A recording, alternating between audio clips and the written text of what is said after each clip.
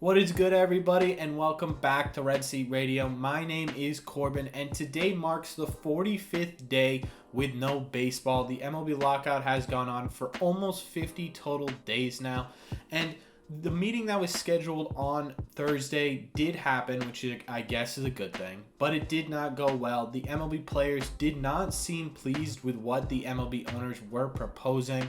However, there is a silver lining. It does mean that negotiations have started. Hopefully the MLBPA responds soon with a proposal of their own and we can get this thing underway. Hopefully before at least the beginning of spring training. I'm hoping that this lockout ends sometime at the end of February so we get a full spring training. But just because there is a lockout does not mean that there's no content to talk about. And today is Saturday, which means we are doing another Red Sox prospect video. If you like these kinds of videos, I do have an entire playlist on my channel where we cover prospects for the Red Sox every Saturday. So go ahead and check that out. But before I get into our prospect video today, do me a favor, if you are not already, hit that subscribe button. We are a little bit past 300 now, which is fantastic. So let's grow this community even more by hitting that subscribe button.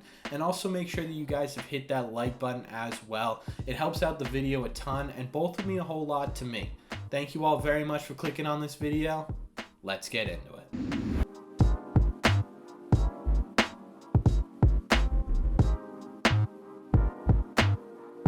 The player I want to talk about today is Nick Yorke. Nick was a 2020 draft pick in the first round by the Boston Red Sox out of California.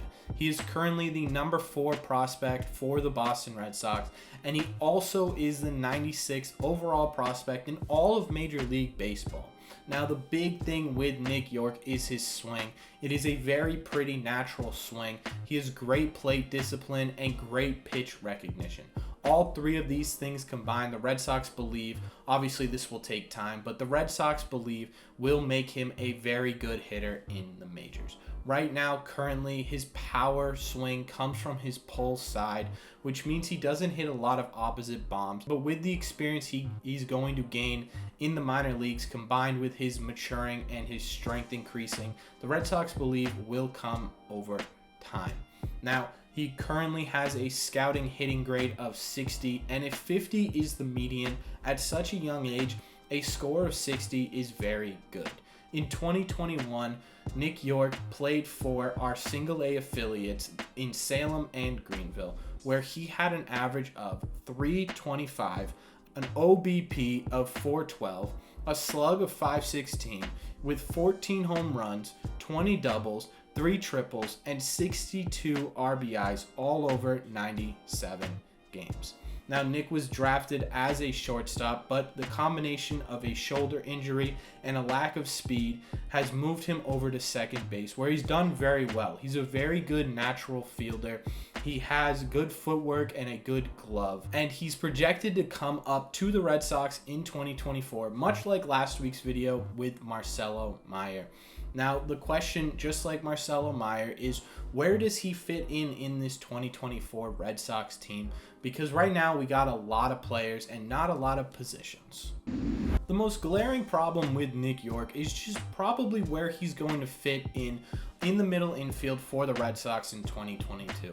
Obviously, you've got our big prospect, Marcelo Meyer, who's supposed to make his debut in 2024.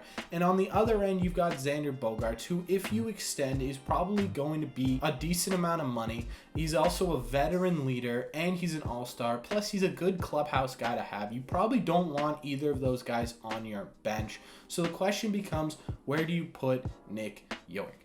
Now, I've been looking this up a little bit. I've been trying to figure it out myself, and there really isn't a clear answer. The best one I could find is moving Nick Yorke into a corner outfield position.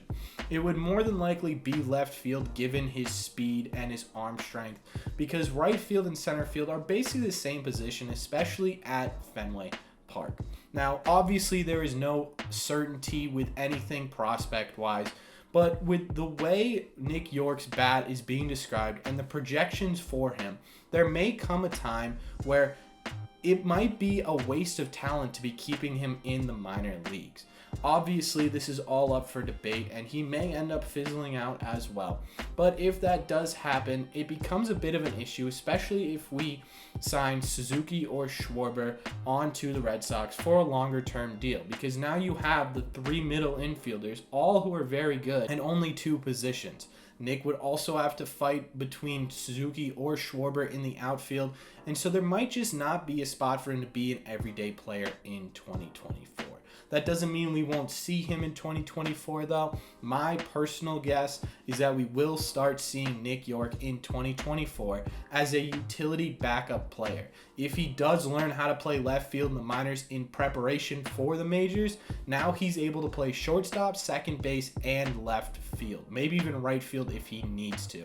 That will give him a ton of mobility and be a great asset for the 2024 Red Sox. After that, I'm not entirely sure where he goes. Let me know in the comment section down below. Do you like Nick Yorke? Do you think he's going to be a good prospect for the Red Sox? Where do you see him fitting in if you do see him continuing with the Red Sox? And there's one last thing I want to ask you guys. Is Nick Yorke going to be a key trade piece for a pitcher in the next couple of years?